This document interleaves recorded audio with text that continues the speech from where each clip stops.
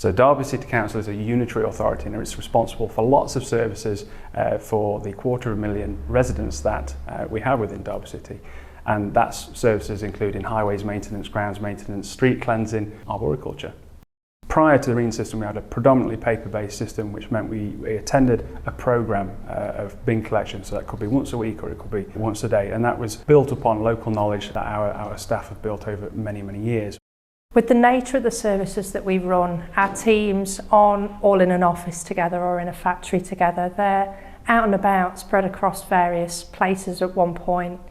And naturally that could lead to challenges such as communication, challenges planning our service delivery, planning our logistics, and really being as efficient as we possibly can. The REEN system, being an intelligence-led system, has helped us track demand and track when bins are full. For example, on the old system, we would typically drive all around the city emptying bins on that frequency, whether that particular bin was full or not.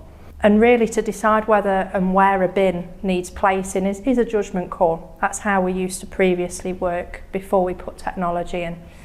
But what we can actually do now and what the technology can bring is we can place a temporary bin with a sensor in the top in a hotspot area and move the bin about, monitoring the fill level to really get the right spot for a bin before a permanent bin is installed.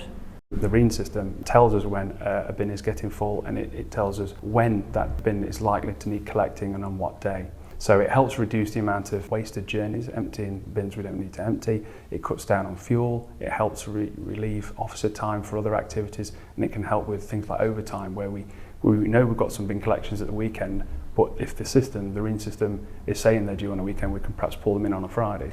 And that showed us really that there were some bins there that we were emptying too early. So they didn't need emptying at that time, and we could class that as an unnecessary trip. And by cutting out our unnecessary trips and putting this technology in, we've actually decreased our visits to bins by 53%.